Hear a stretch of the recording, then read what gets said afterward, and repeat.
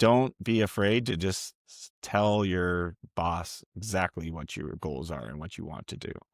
I have a lot of friends that just busy beaver it and just keep thinking that, divine intervention, someone's going to notice it and promote them. But I always ask, have you specifically told your boss or your boss's boss or whoever is the decision maker where you want to go with this company and the reasons why you think you should be there? Hello, everyone, and welcome to another edition of Thrive and Achieve with your host, Dr. Matt Markel. Thrive and Achieve is the only podcast where professionals help professionals to succeed in career and wealth. Now, here's your host, Dr. Matt Markel. Hello, everyone, and welcome to another episode of Thrive and Achieve, where professionals help professionals thrive in their career and achieve financial success. Today, I am super excited to have my very good friend, Robert Brown, with us. Robert is at the zen of autonomous trucking.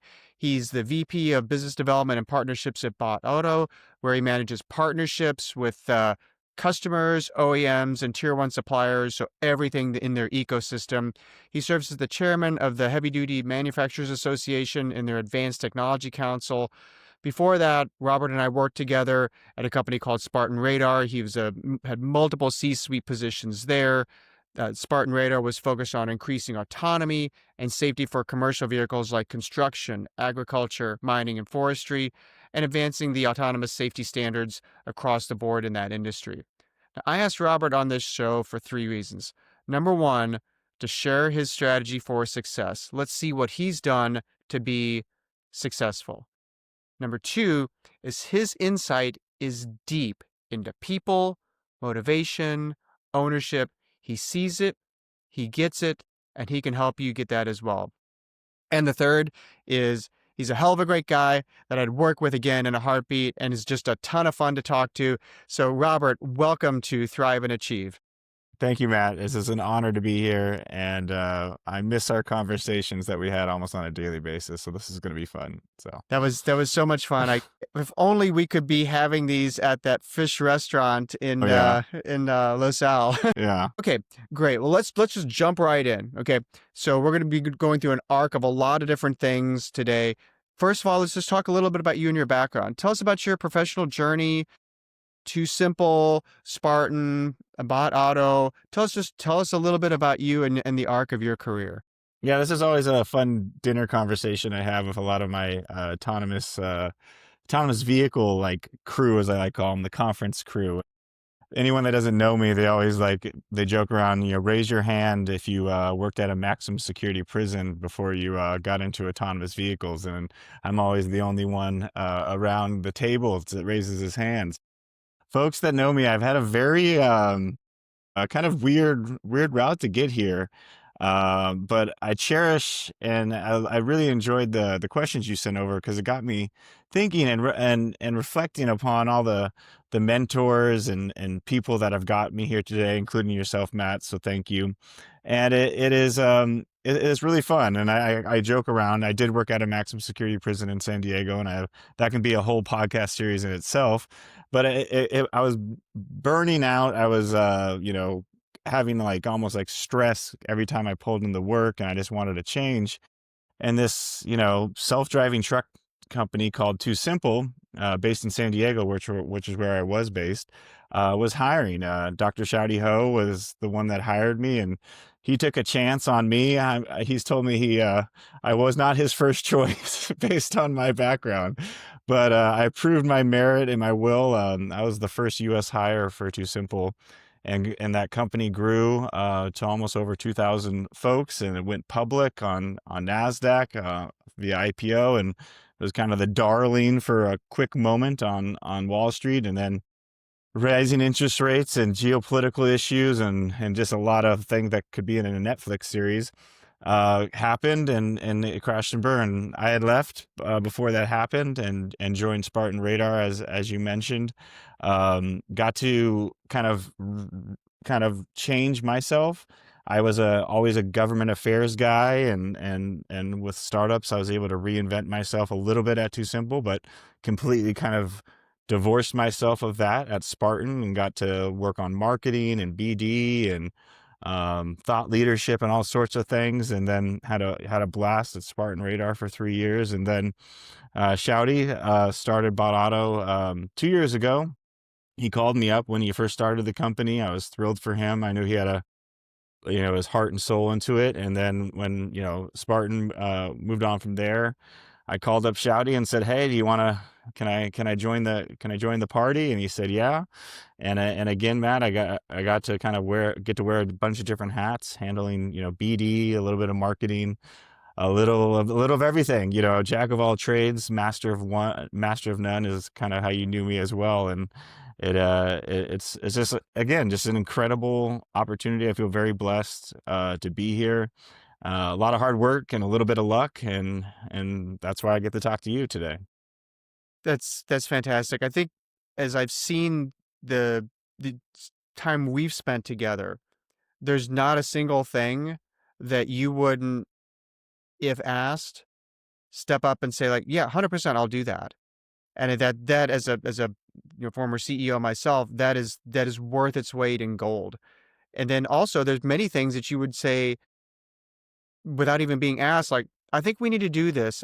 I'll do this. I'll take over sales for this thing, or let me do the marketing, or let me do the, let me basically be the de facto campaign chair for a fundraise. So the ability to step in and do multiple different things when asked and own them, do multiple different things, own them, drive them to completion. That is, like I said, that's gold for a company leader.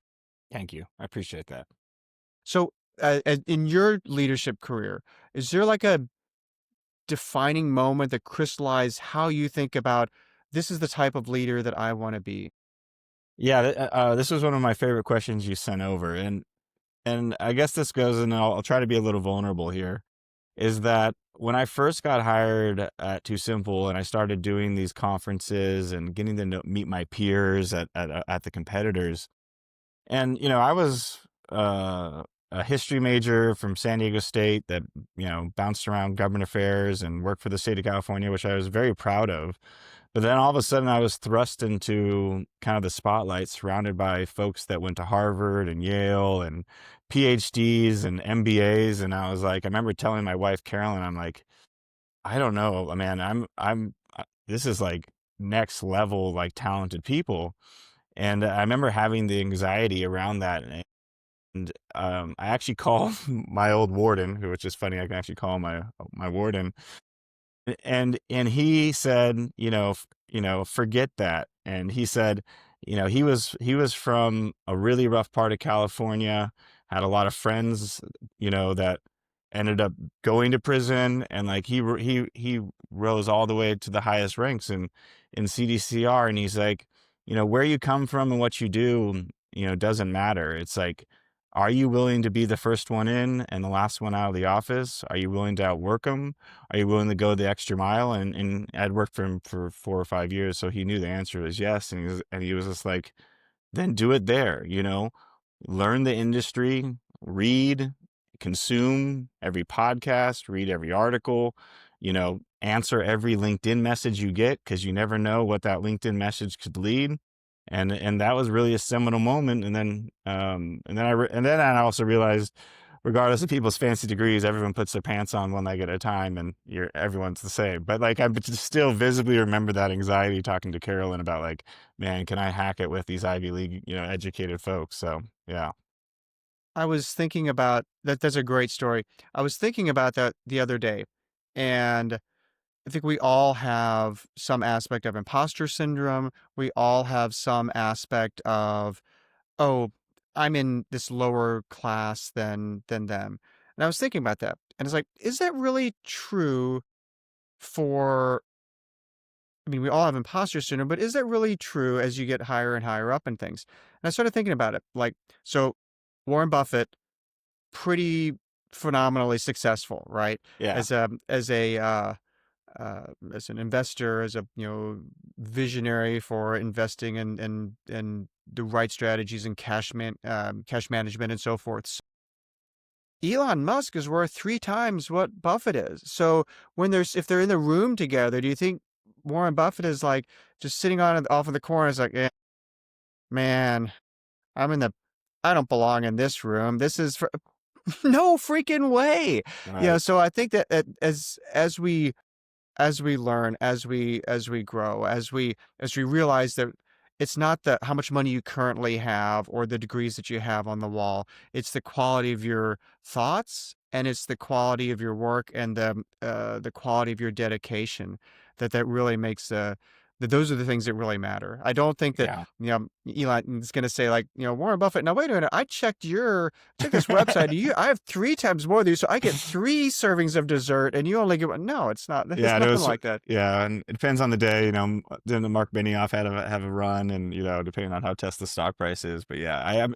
It is real, and I can't agree with that more, Matt, because it's like, it, to be human is to be insecure, and I think, we've talked about this, being able to talk about that with other people is important because other people are going through it, and that's why I enjoy, especially now with you putting out some content, talking about kind of like the uncomfortable things in the office, or what's going through your head. I think that's important for everyone to kind of realize it's not just you. It's not just you, and there's other people, and there's tools to help mitigate and get through it. So Yeah, exactly. I mean, I feel the same thing. I mean, it's like, yeah. I mean, both Elon and Warren Buffett have a lot more than I have, but it's, and I would probably still feel like I'm like, oh, I'm not in the right league with them, but Yeah. it's, but to keep pushing against that sort of preconceived notion Yeah. I think is good for all of us. So, okay, you're a leader in tech, things are moving fast. Clearly, not only just, that's not just a trucking joke. It's a very, the autonomy industry is very fast moving. What are the top 2 or 3 skills that you rely on, that you keep in your toolbox, that are like the tools on top? The tools on top is problem solving. It is every day there's a unique problem to solve, whether it's, especially in my world, it's, competing against larger entrenched competitors. Is it, the Teamsters? Is it, the local news channel? Is it going to be a hit piece? Is it the trolls on social media? So it's basically being able to move and adapt very quickly to solve problems across a lot of different genres, and then also, being able to, if someone on my team needs access to something or someone, leveraging my network of folks that I've built over the last, especially in the autonomous vehicle industry, going on 9 years, of being like, if I don't know somebody, I guarantee I can find somebody that knows somebody that can then help us. As a startup, and a relatively like low funded startup compared to some of our competitors, we don't have a ton of money just to throw around and just buy our way into something. So it's got to be, hey, I have a connection at this tier one, but that's actually not the tier one I need. But I know he likes racing cars, and he's best for, and the other guy that works at the other tier one likes racing cars, so I can call him and say if he can make it an intro. So it's just, as I always said this as a nauseum. My network is my net worth, and it really is, and I try to pay it back and pay it forward. So if anyone is ever having job trouble and looking for a new spot or some advice, give expecting nothing thereof is a mantra that I've always lived by. Shout out to my fraternity brothers, Phi Kappa Theta. That was what they ingrained in us, and it truly has resonated throughout my life. That's spot on. That the network is, I think so often and I was just actually writing a little bit about on this in some online content today, that we go into things thinking about it as, let's say you're going to a networking event, like, okay, hey, my name is Bill. What can you do for me? That's the way we approach things, and that rarely works. Yeah. If it does work, it leads to something that's very transactional. That's funny you said that because that reminded me when my wife and I first moved to DC, and I was a glorified staffer, and I was working at Nordstrom selling shoes to pay the bills, and I never really loved living in DC. I love DC. Like I thought even today, every time I land at DCA, I still get kind of chills, and that Frank Caspa quality of it. But I couldn't ever make friends there because like every time I met like and it's not like I was looking for the date guys, but like it was like I wanted to make guy friends, and so like I'd be at a bar or be out and be like, hey, I'm Robert, I'm just moved out here from California, but everything in DC was transactional. So like the first thing that came out of people's mouth was like, where do you work? And how does me knowing you advance my career? So it was so transactional that you could never get deeper. And so that was one of the things I noticed like living in DC, because it was like all the relationships were just like you said, that's completely like it was like a entire city of a mixer, rather than just And a bad mixture at a that, bad right? mixer It's at the that, bad mixture where everybody's just trying to like, here's my car, call me. Here's my car, call me. So. Are you important enough for me to talk to you right now? If not, move on. So. Or even worse, I've only got like 3 or 4 cards left. They're kind of like going, you can see like when they've got just a few cards left, they're kind of going through the mental math of like, do you warrant a card? I could think of a pretty funny Seinfeld episode right now, but I don't know the audience of Elaine and being sponge-worthy, It's just like people can Google search that. It's Yeah. yeah. Okay, so we all go through trials and tribulations. When was your leadership, some tough situations where that was tested, and how did you deal with that, and what did you learn from that? Yeah, that's a really good question, and it's kind of like I guess it was pretty relatively recently when I was first joined Bot Auto, and Shouty's talked to this at length and publicly, so he won't be mad that I've discussed this. Is that what kind of the end of Too Simple and how it ended, and a lot was hung on Shouty, and not all was accurate, and with the media, and I'm not blaming the media. The media does a great job out there, but there's a lot of things they got wrong. And I picked up the phone and called a lot of people that, I'm not gonna lie, were pretty upset that I was joining Shouty and his team. But I was honest with them and transparent with them that what he and the team was building was worth my efforts and worth me trying to help in my capacity to make it. I obviously don't make the trucks drive themselves, as but all the other things that go into it that's outside of it. And I had a lot of fear that I'd show up at that first American Trucking Association event, and I'd get a lot of side eyes and people talking behind my back, and that did happen. But actually, I just was honest with people, vulnerable with people, walked people through what actually happened and the reasoning why I wanted to join this team.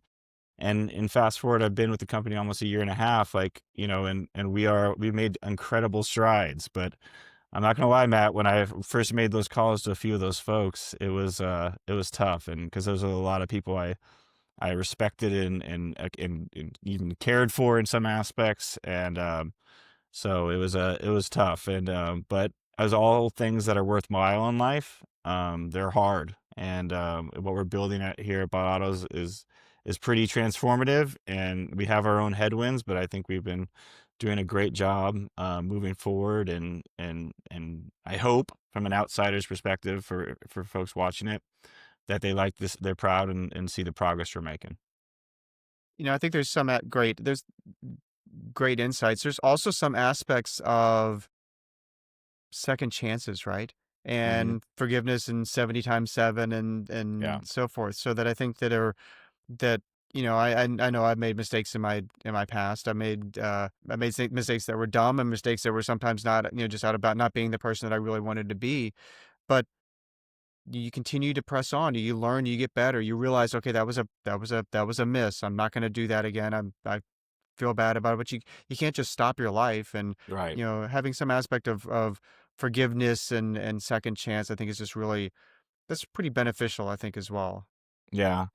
And I'm a pretty loyal guy, and Shouty had like I said, took a chance on me, when I was coming from the prison, and not that I didn't earn my way into this, but like what he's creating, and I feel like with my help and his expertise, we could go at it again, and it's just really fun, and I feel like as long as anything in life, right, Matt? If you are being true to yourself and like you said, like not deviating from like who you are, then it's your life, right? It's no one else's life. It is, and that's why I've never been a big believer in regrets. I'm sure there's some things I wish I would have done differently, but I'm pretty happy about where I am today with I'm in Houston, Texas, which is a little different than San Diego, California. It's a little hotter, but I'm really happy that me and my family and we're all out here, and of all the twists and turns and ups and downs got me here, and the downs. And I always tell my kids, and usually it's when I'm coaching them, and they're usually sad or crying after they lost the championship, and whatever sport they're doing, they're pretty good little athletes. I always tell them, you learn so much more from your losses than you ever do from your wins. And that's important. Absolutely.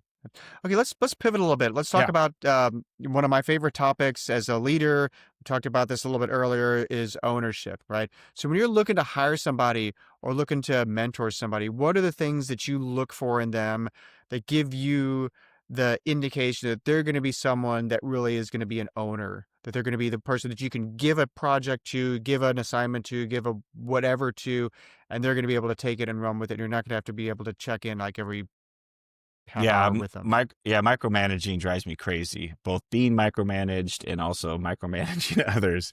Right. So yeah, seeing that, finding that light into folks, and a shout out to our former colleague and mutual friend Jazzy.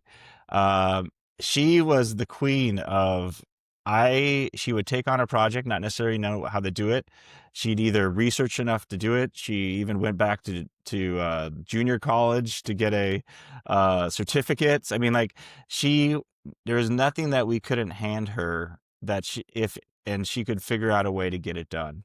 And nowadays it's even accelerated. I mean, with all the different tools that we have at our fingertips between with LLMs and the knowledge base out there and all these podcasts and YouTube. Like I'm the least handy man ever, but I can even, go follow a YouTube DIY how to put something together nowadays. So like finding that, kind of that spark or spirit in someone is so important, because it's very easy to just, you know, either try to hire like a consultant to do your job, or, shrug it off, or, say this isn't important. But, having that attitude and that ability to want to learn something new, stress yourself, grow yourself, it's so vital. And I've worked in, I haven't worked in big companies, but obviously the state of California, you can't argue, is probably the biggest company in the world. So I'm used to big bureaucratic organizations, and so I don't like everyone kind of like, and you worked at big defense, and some people are like, oh, they're not fast moving, innovative, or high achievers. That's not true. There's a ton of people in those big organizations that just happen to fall into those big organizations, especially for the state, because they had an uncle that worked there, and they have a good pension, and they want like.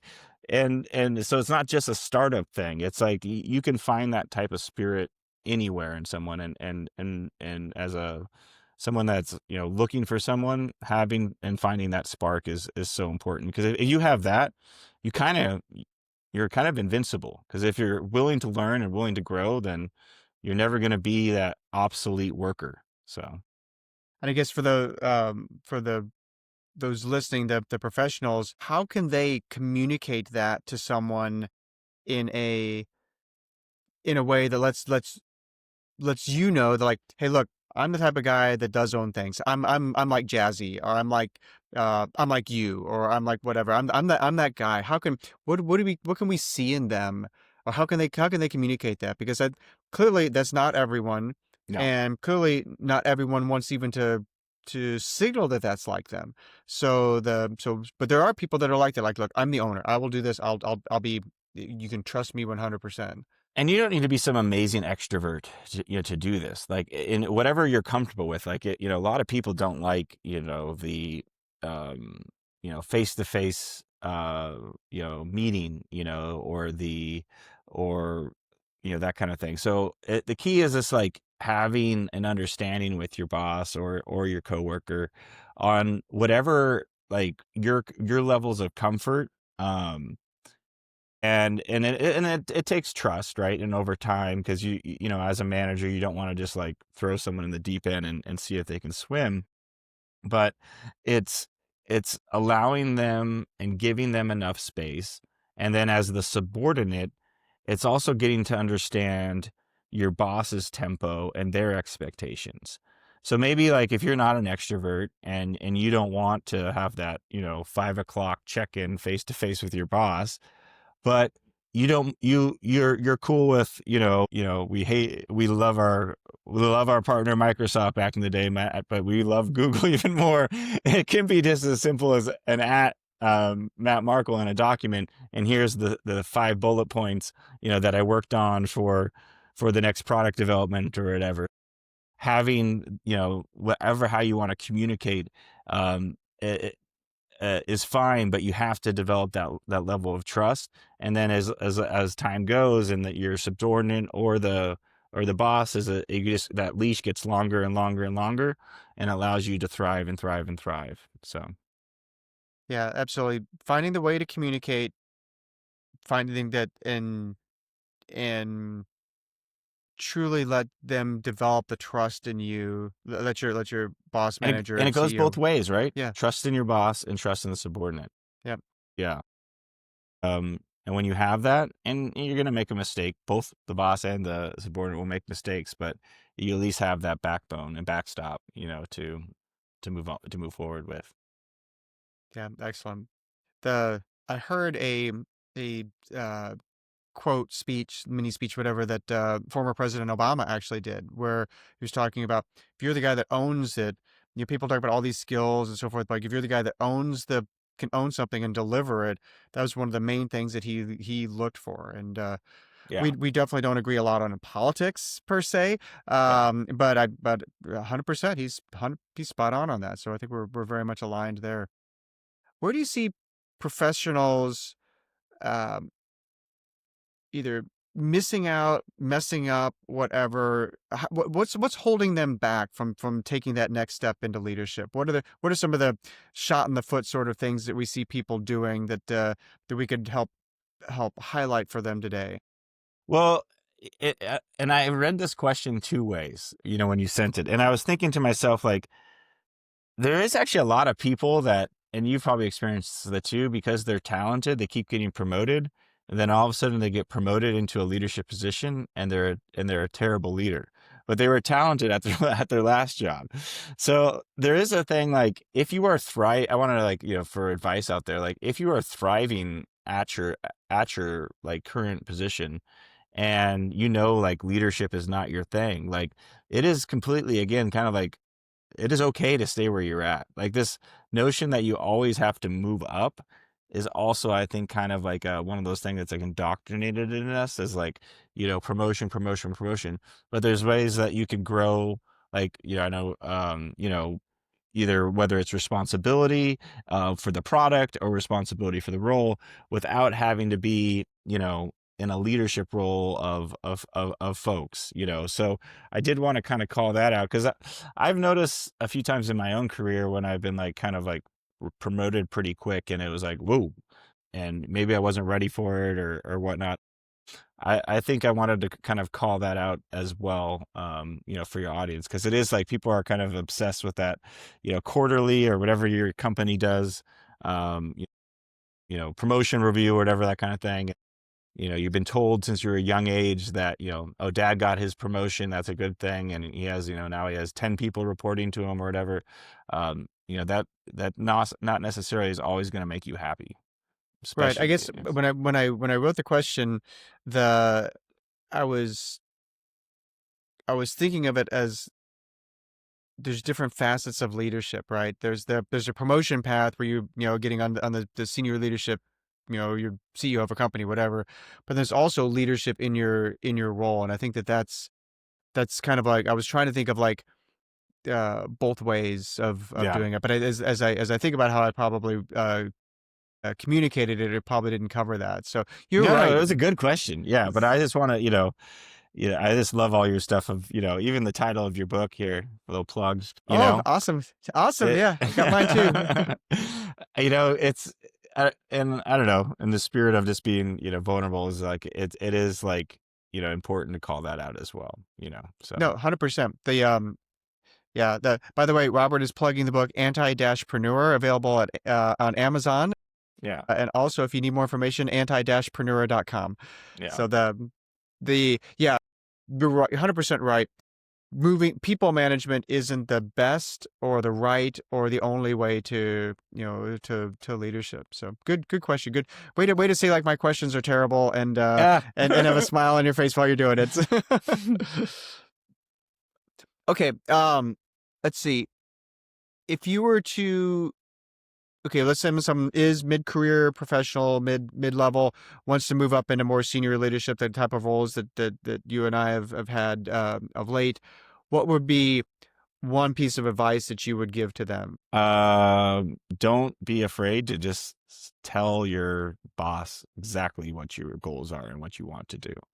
I have a lot of friends that just like, busy beaver it and just keep thinking that, divine intervention, someone's going to notice it and promote them. But I always ask, have you specifically told your boss or your boss's boss or whoever is the decision maker where you want to go with this company and the reasons why you think you should be there? That is, and it's like, it's shocking how many people don't do that.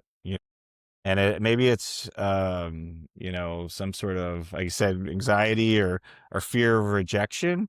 But if you don't, you know, in busy companies and especially people that are managing multiple people, I'm sure they appreciate them working hard and sending that late email on a Saturday or Sunday. But then at the same time, i- if you got to speak up for yourself. And so I think that is essential. I mean, everyone kind of gets mad about, like, I guess the millennials or the Gen Zs that want everything right away.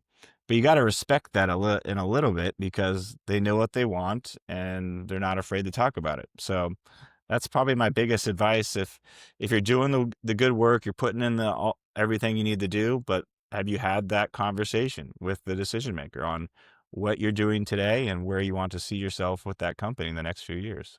That is absolutely brilliant. It should be completely a no-brainer that we all do know it and do it, but we don't.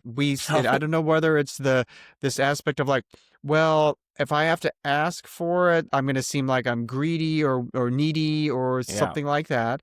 The or it's a sense of like, I shouldn't have to ask for it. They should Yeah. just know that they should clearly see that, despite the fact that we just had a major board meeting or whatever, that the focus should be on me moving from like director to senior director. That should be the biggest issue in the whole, 20,000 person companies.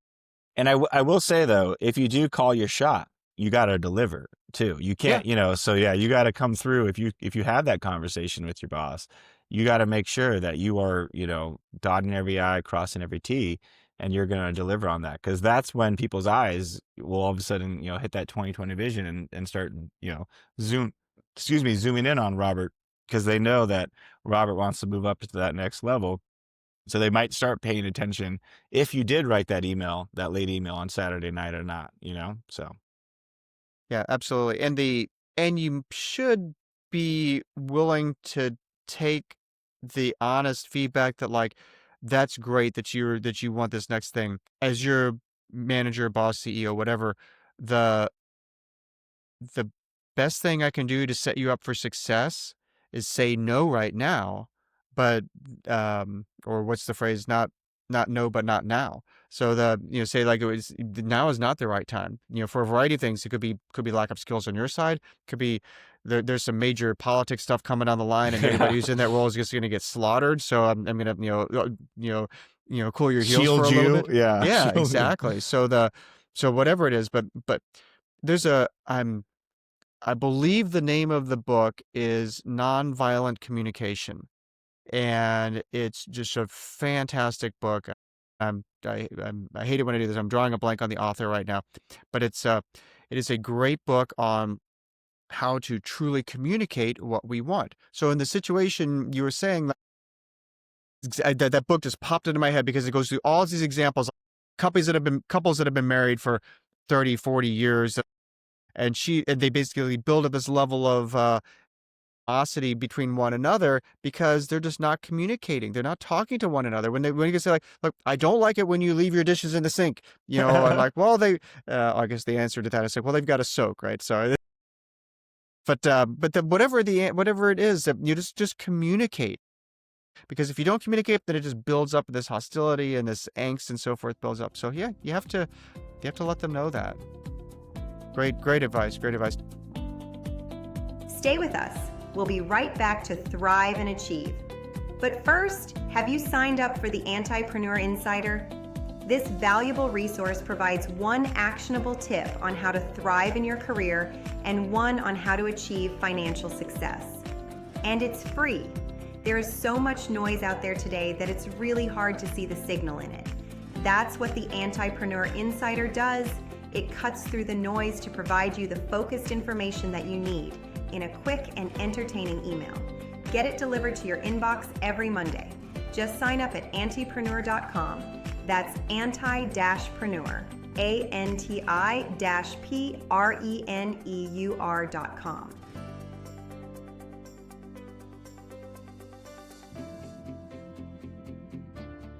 All right, welcome back. Talking to Robert Brown, who's a executive at Bot Auto.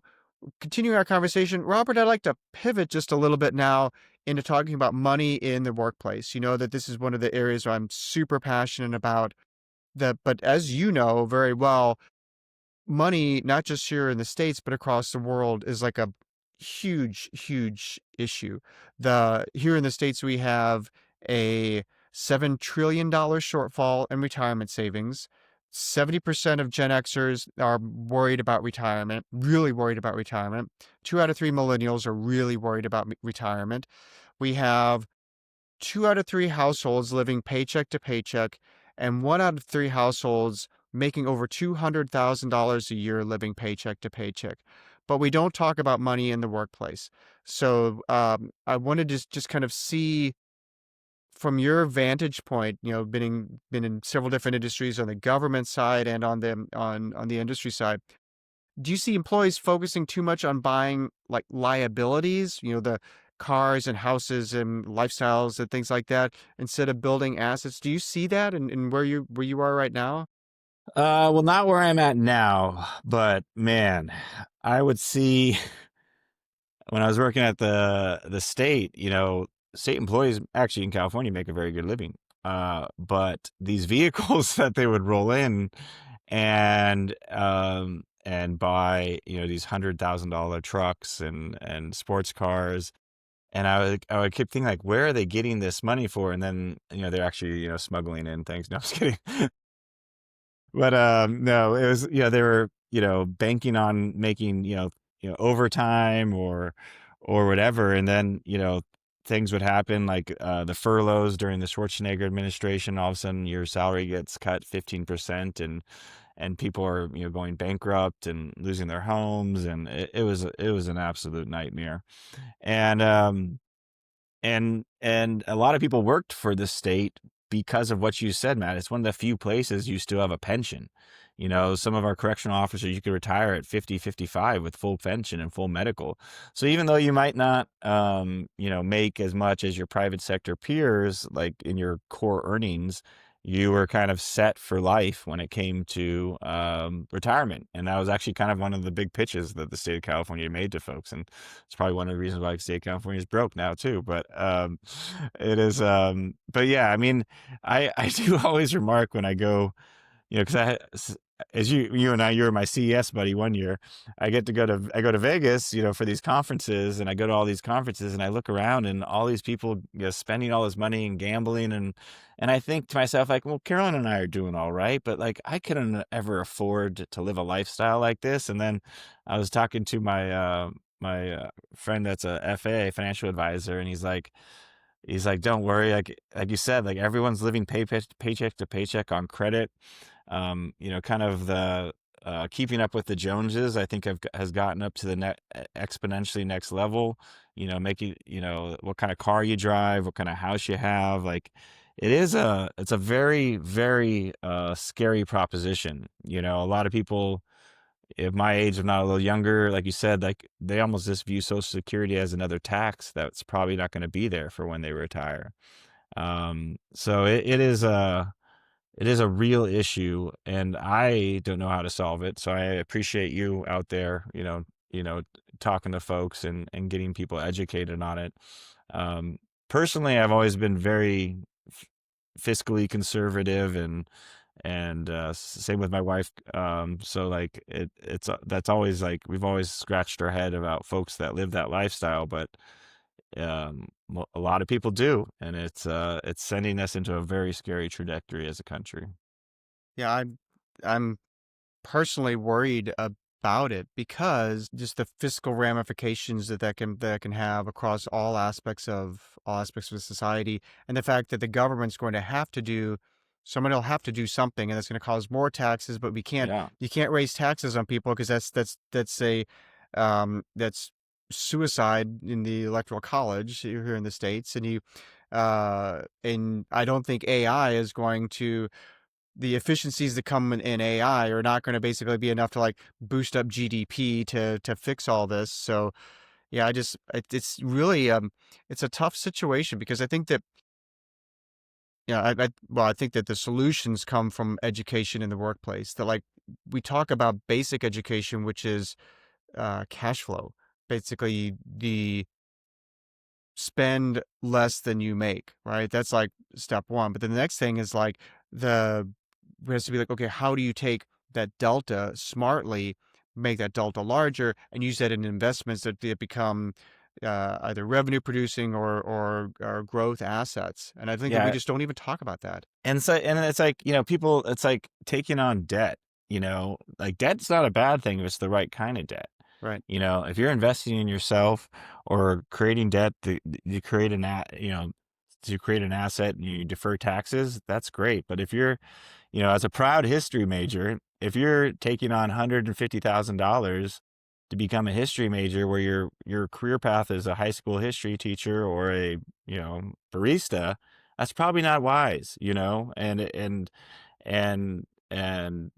educating people. And like I remember luckily I had some parents that taught me about credit cards and stuff like that. But I remember all the credit cards lined up on Centennial Walkway at San Diego State, and be like, sign up for your credit card. And I had so many friends just drowning in debt and from credit cards. And I shouldn't laugh, but it's just like it's crazy that we don't prepare young people, that there's not with a whole financial literacy, before you get out of high school. Like even start them in junior high and understanding the tax code and the tax system, and is arguably probably one of the most important things you can learn. And and no one talks about it. So Right. Right. The one of my previous guests on this show, we were talking about it was the financial advisor and how poor tax planning can take a great investment and turn it into a mediocre at best investment. So if you were to give the employees, if you could get on the at the PA at Bot Auto and just no one's gonna get mad at you, give them one piece of financial advice with no repercussions at all, what would you tell them? What would you tell your employees? well, because we are, a startup, and Matt, the risks of a startup, right? And so I always tell people, invest in boring stuff like fertilizer. Like our careers, it's going to be either feast or famine, right? We're going to be the next big thing, or we're going to be a footnote in the long line of AV companies that didn't quite make it. So and I do actually talk to my colleagues about this, like they always ask, like, you know, rental properties, um, you know, boring, not tech exposure, investments in S&P type companies. Because like I tell people, I have enough personal exposure and risk to the kind of the hockey stick or the or the falling off a cliff, from a career perspective. So I want my wife and I's assets and monies in the really boring stuff that maybe doesn't jump 10, 20, 30% over year, but it's like the little engine that could. And getting those Chevron dividends every month, I don't mind, like, but is Chevron going to be the next Nvidia? No, but like it is a very safe bet. So that's what I always say is like the Robert and Carolyn, like, career wise, we're tip of the spear, we're super bold, but our assets and money is the boring stuff, and just let it work for us. Awesome. So diversification of Right, where you're yeah. putting your, yeah, awesome. Great, great. Well, I hope you can get on the PA system there and teach them all that, or do it one at a time over a coffee. Yeah. Okay, I want to talk just a little bit because I'm such a geek about autonomy and so forth. What are the skills that you think people are going to need today and in the future to thrive? If you were like to help for like people on the earlier side of their career, what are the things that they need to be able to support the autonomy industry, support the whether it's autonomy in over road or the off road Yeah. sorts of things. What are the things that you're seeing that people need to be boning up on for skills? Well, if you're someone like me, the history degree, you got to partner up with someone like Shouty or yourself, getting no really smart people that are engineers, no, just the kind of, not kidding, but actually, yeah. But like marry skills, right? Like what everyone is good at is not equal, but you can thrive in your skill set.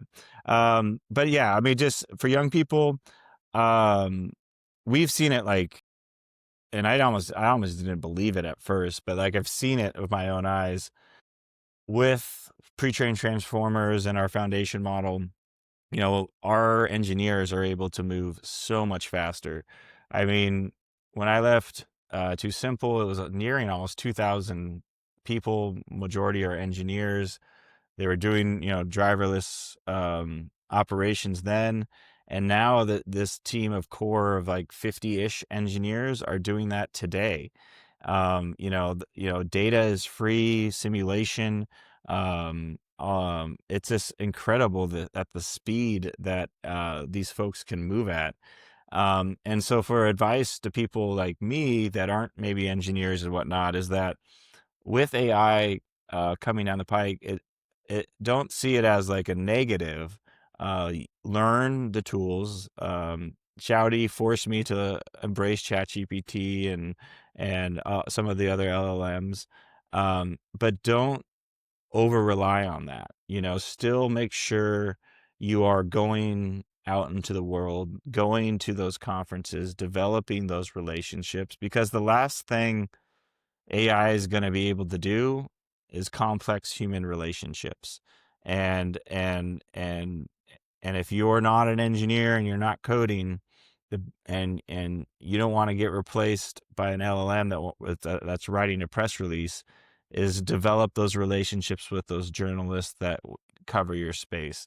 If you're in business development, develop those relationships with those customers. So basically create the soft skills that are going to complement AI, that will make you a, kind of supercharged version of yourself. And then if you're like, I kind of kid around with my kids. They're 10 and 7 now. And my youngest wants to work at Bot Auto, and be an engineer. My oldest one wants to be a professional athlete. So we'll see how that turns out. But And they'd ask me all the time, like, what can I do? And I said, embrace AI, learn from it, learn the tools of it, and don't be afraid of it. Because I think a lot of people, when I ask, like, do you use LLMs in your daily life, and they're like, no, no, no, I don't. It's like too complicated or it's inconvenient. But once you learn how to prompt and how to develop those skills, it makes you a much more efficient employee. But at the same time, don't get lazy, and you got to get out there, get into the real world, and marry those two together. Oh, that's absolutely spot on. I was telling someone the other day that my view of the LLM based AI is in a let's just say a few years, and it may be even quicker than that. It's going to be the use of that will be the equivalent to use of a computer, like a year ago, something like that. We're like, so you got a whole bunch of data, a whole bunch of numbers. Let's see, what would we normally do with that? We might put that in an Excel table or something like that. And, no one says like, well, I better get the adding machine out, and add these up. No, you're going to put them in Excel, or you're going to do something like that with it, or I'm going to put them, maybe an adding machine's too advanced. I'm going to put them on an abacus or something like that, or just do it out, long form no one does that. You just use a computer for that, because it's more accurate, it's more economical for your time, and it relieves the mental burden of a lot of stuff. Lets you use your mind for more creative things. Well, I think you're going to start seeing the use of the LLMs really become pervasive like that in the stuff I'm doing um, on content development. I've talked to a lot of people that are really big content creators, and how they use it as a tool to help them, not to write stuff, because you can Right. easily see like that's some AI generated, So you know, vanilla, so yeah, boring. Yeah. right. But but you see like, oh no, but you can use it as a tool to help you iterate and help you write and help you, and I think that's just like just like using a computer today, AI will be like that in a few years, and it may even be quicker than that. Okay, my standard four signature closing questions. When you think about thriving and achieving, what does that look like in your life right now? Thriving and achieving right now. I'm so happy that I moved the family out to Bot Auto in Houston. I kid around. Houston is really hot, and it has been a bit of a transition, from San Diego, which is kind of the Garden of Eden. When you want to see Uh, hot, come on up here to Dallas, young man. um, and it's great because I get to be my both selves, and I've told you this, Matt, like it took me a lot of courage to say this, like I get a ton from my job. Like, I love my job, and as much as I like to give into my work gives so much back to me. And when I was like commuting back and forth, and you can appreciate this too with your American Airlines status, you know, having of one foot in Houston versus one foot in San Diego with the family, I felt like I was kind of failing both a little bit. And so getting everyone out here together, rowing the boat in the same direction at the same time, row well and live, um, is uh, is something that I feel like was the right decision. And I feel like my family, Bot Auto, everyone, we're thriving right now. Obviously, we have some execution that we need to do here at Bot Auto, but I'm pretty confident with the team we've assembled, we can get there. Fantastic. Mythbusters, what's one piece of career advice or one piece of financial advice that everyone says is correct and you think is wrong? Um, when you're a kid and people say, find what you love and do, I think is an absolute terrible thing to tell a kid. And advice is like, yes, you want to, um, and I got a lot of advice on this, and I think that's why, it took me longer to get into the corporate world because, like, as a kid, like I liked history, and I kept thinking like, oh, well then I'll just become a history teacher. And at the same time, I really wish someone had been like, no, you can like history and watch the History Channel and be a history buff, but you don't have to be a history teacher. So like, I think that notion of like, when you tell young people is like, follow your whatever you love and turn it into a career. No, that's bananas. You only get one shot at this life, and in creating yourself up for success, you can find value and find love into a lot of different things, but it doesn't have to be like, you know, quote unquote, like your dream as a young person. That's brilliant. Oh my gosh, that's absolutely brilliant. The as a teenager, I would have wanted to have a job napping. That would have been like that would have been my ideal career. Like he gets paid to nap. Yes, he's actually Yeah, very, very good very at it. good. Yeah. He's the Okay, Michael Jordan of napping. exactly. Okay, pay it forward. You teach one lesson to professionals today. Could be on money, could be on career, could be on anything. Don't be afraid to don't be afraid of the cold call and the reach out. It's shocking how many of my just little LinkedIn messages, and don't be generic. Do your research. Don't use a AI chatbot, and because I can sniff them out when people do it to me. Do your research, find a connection, find someone that knows you anyway, but like, don't be afraid of the cold call.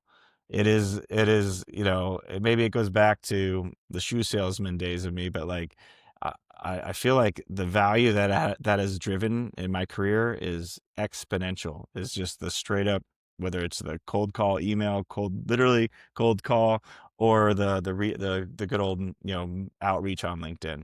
So Yeah, so many times we get like we stop. We just like, oh, I right. need to call this person, and I know I need to, but some type of anxiety just prevents me, and you just churn for a while. It's like, Yeah, what's the worst they can do? They say no, or yeah, like blow you yeah, off? No, yeah. that's spot on. Robert, you've given us a ton of useful advice, ton to think about. Oh my gosh, this is going to be one of those episodes that people just replay multiple times. How can people get in touch with you? If they want to reach Yeah, out? LinkedIn, I'm always on it, but also my work email is robert.brown@bot.auto. So happy to chat with anyone. So thank you, Matt, and this has been a blast. Awesome. Yeah, bot.auto, right? you got it. Robert, thank you so much. It's been an absolute pleasure. For everyone else, this has been another episode of Thrive and Achieve. Great. Thanks for having me, buddy. Thank you.